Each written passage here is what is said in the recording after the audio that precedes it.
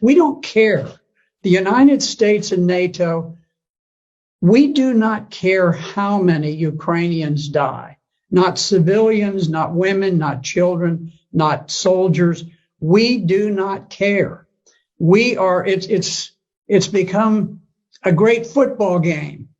We've got our team, they've got our team, rah, rah. We want to get the biggest score and run it up. And, we don't care how many of our players get crippled on the playing field, as long as we win. Now, we are shipping fantastic quantities of weapons. It's caused the stock of Raytheon, which creates missiles, and Northrop Grumman, which creates aircraft and so forth, and missiles. All of these defense industries have become tremendously bloated with tax dollars. I don't think it's ultimately going to change the outcome. I think that Russia will prevail. The Ukrainians are in a very awkward strategic position in the East. But if you look at the way that this unfolded, President Putin made a desperate effort to stop the march towards war.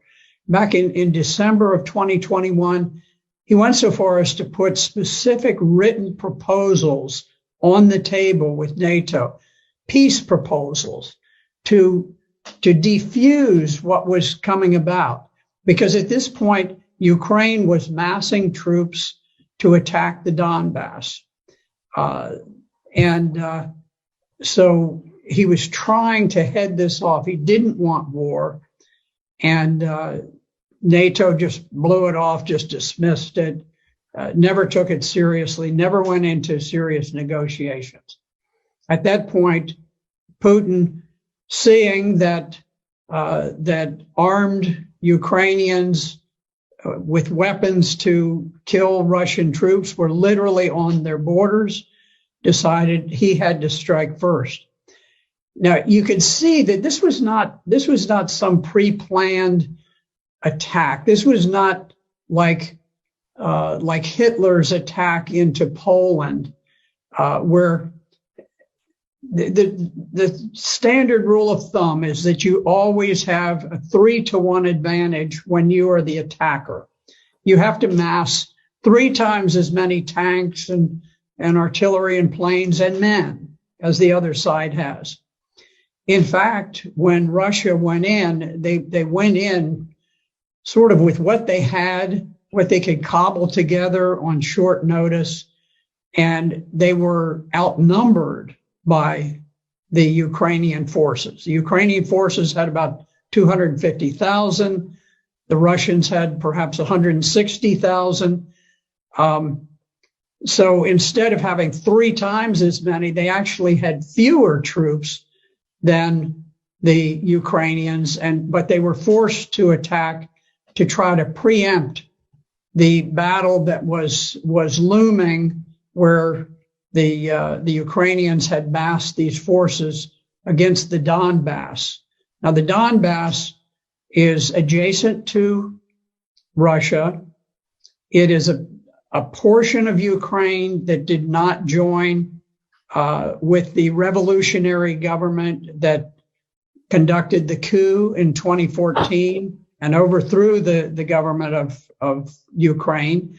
They refused to become a part of the new revolutionary government of Ukraine. And so they declared their independence. And Ukraine had massed this enormous army to attack against the Donbass. And so Russia was forced to go in to preempt that planned attack by Ukraine. And you could see that Russia very much hoped that they could conduct this special operation without unduly causing casualties for the Ukrainians, because they they think of the Ukrainians, or at least they did think of the Ukrainians as brother Slavs, that they wanted to have good relations. But there was a famous picture with a Russian tank that had been stopped by a gathering of maybe 40 civilians who just walked out in the road and blocked the road, and the tank stopped.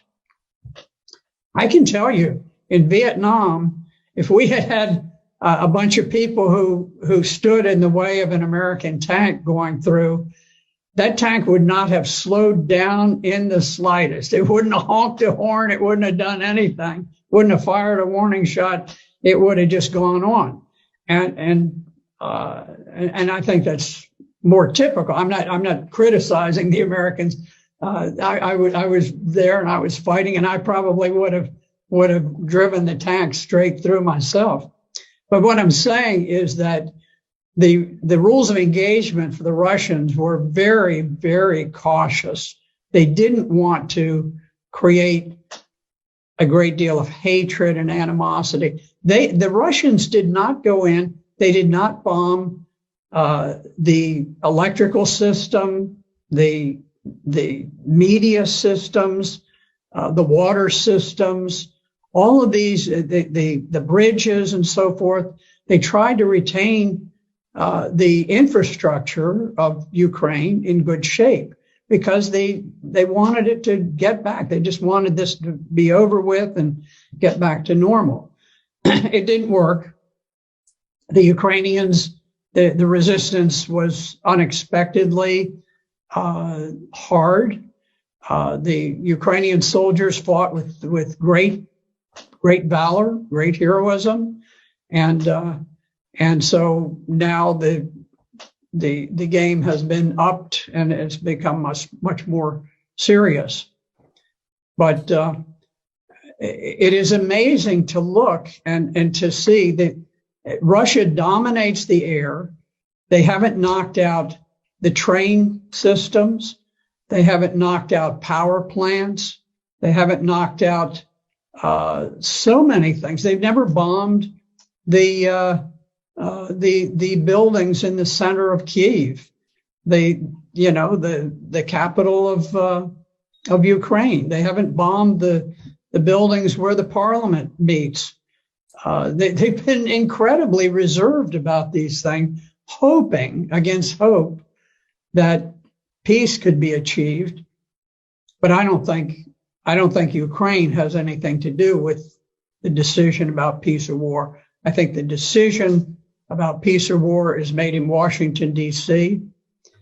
As long as we want the war to continue, we will fight that war using Ukrainians as proxies, and we will fight it to the last Ukrainian death.